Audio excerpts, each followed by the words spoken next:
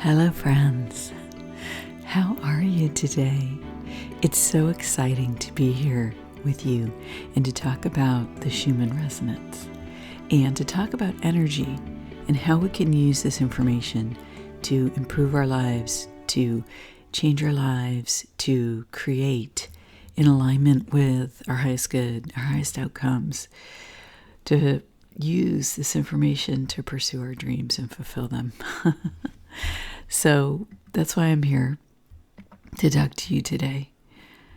And I thought that I would focus this video on this image that showed up on the chart right after this amazing wave that my last video was on. There's another wave forming here, and in fact, it looks like this, but you can see that it's going to have like another portion here. I don't know if it'll be narrow or if it'll be another big wave. So I'm going to wait to make the video on this until the image like fully presents. Excuse me.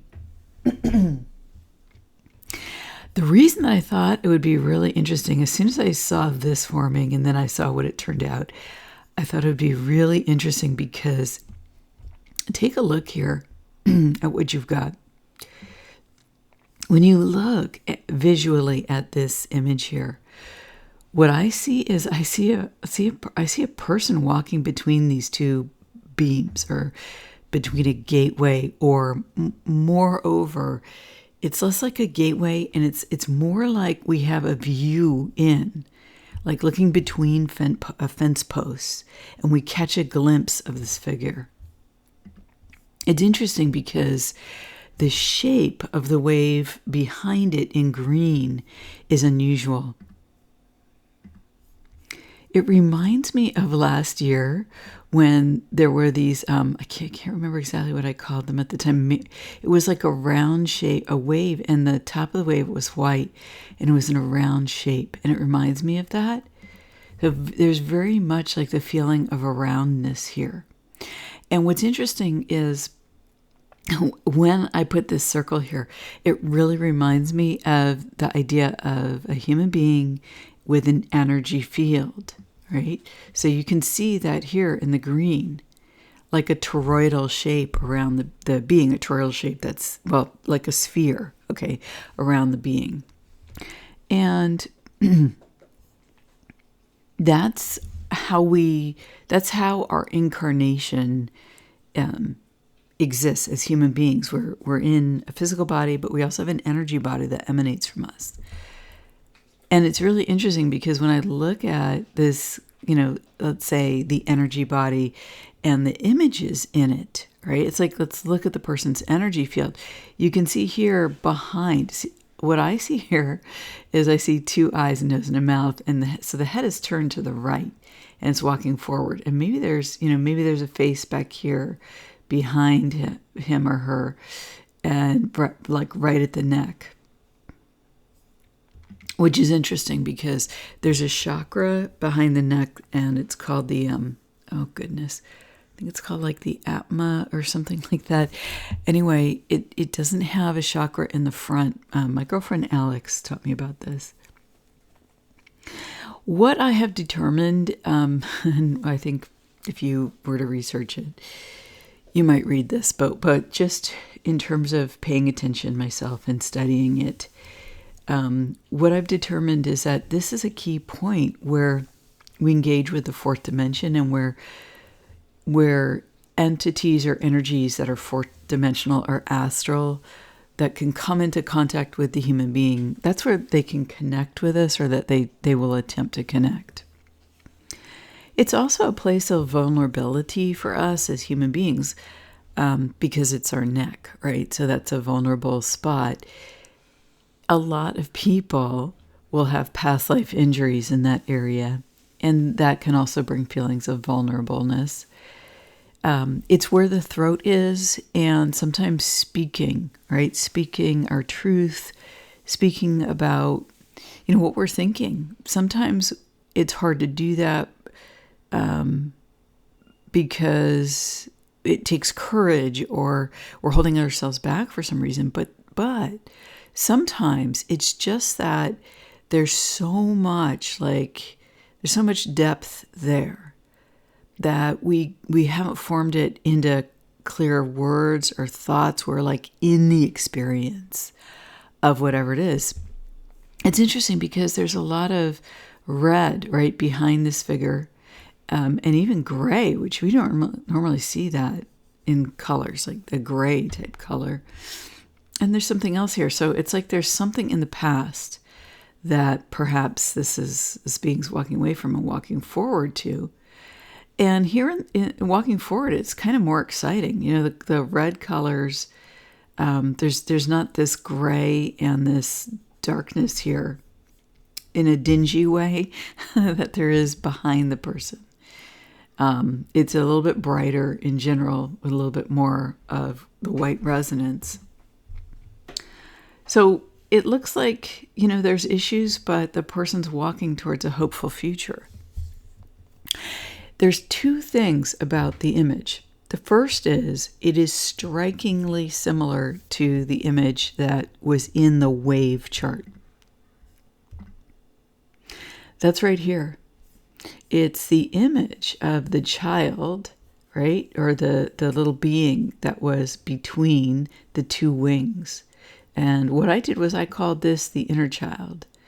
And some people, was it on Twitter? There was some comment, no, it was in my comment section, that a couple people made, and it made me realize like that the message of this wave, I believe, was also about honoring life. You know, that someone referred to, you know, the child and babes, and the idea of that life is precious, that babies, human babies are precious, that the process of being born is a miracle, and embodying the soul into the physical form is a miracle. I know I'm doing an intuitive approach right now, and I'm going to switch over to the black charts in a second. But now it appears that this, you know, the inner child embodies into the human. And here's a person walking forward in life in the next scene. But the other thing that these two sort of waves, if you will, on the left and the right, or sometimes I call these shapes rods, but they kind of have a, you know, they're not just straight upside down here. There's a indent here, right, that implies making changes along the path, walking forward, right? So how do you locate something in frequency? That's what, when I see something like this, it's like the frequency was emanated on the left and the right, and the being was found, right? And it's like a tuning device that locates the frequency that pops up in the middle. And what I was thinking about was, how do we locate our own soul? How do we locate the inner child within? And it's interesting because, I'm just going to move that for a sec here. You see, this is the unconscious part of the chart, right? In terms of matching the chart frequencies with brain waves. This is from 0 to about maybe 4 hertz here. And that's in basically the unconscious. But then you get up a little bit higher and you're in, well, I believe you're in the subconscious, but also the dream time. You're in a space that is accessible through prayer, through meditation, through energy work, through conscious focus and energy.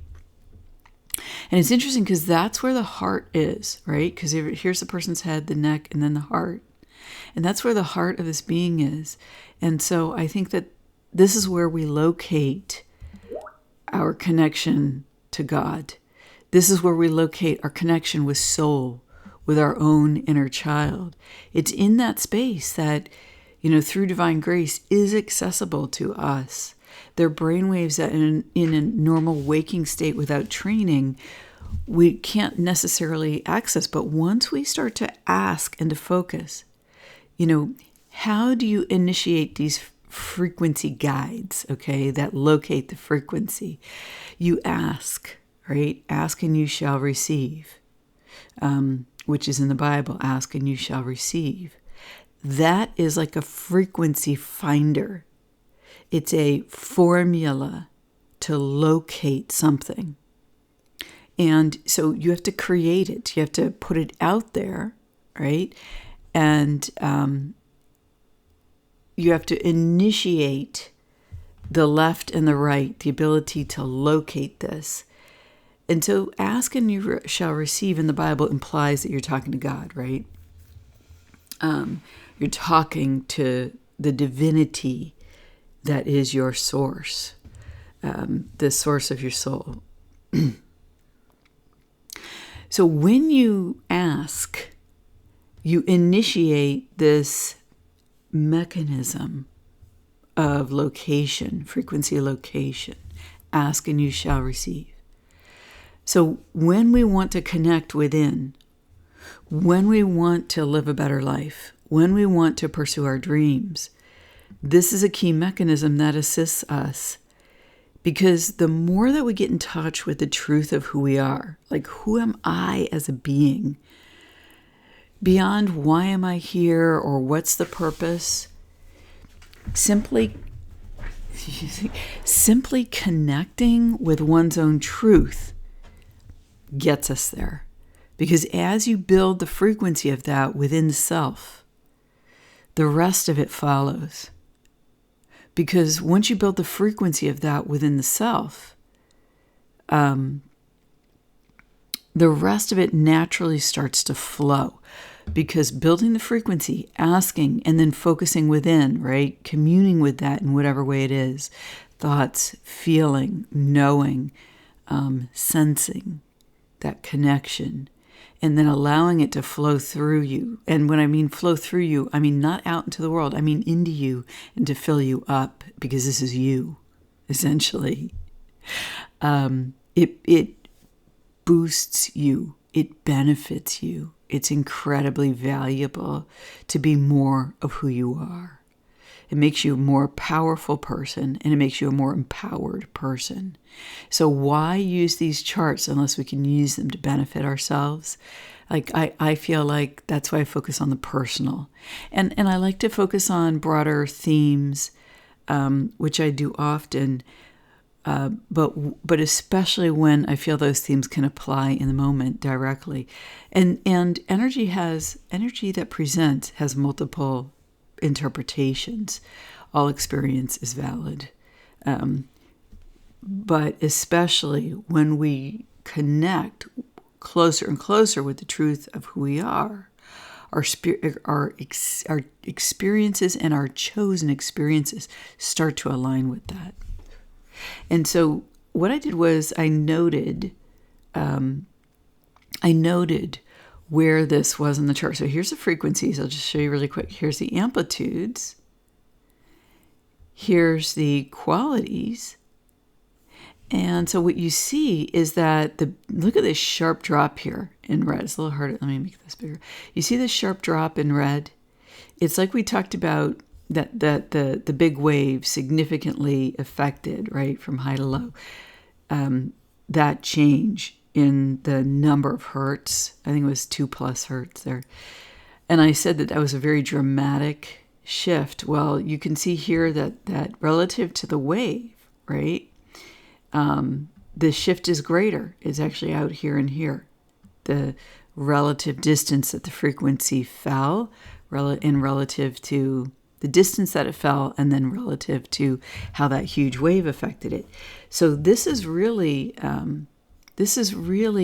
the red here. Look, so green isn't as moved. Yellow a little bit more, which makes sense because the yellow and the red I think are close in terms of the human experience.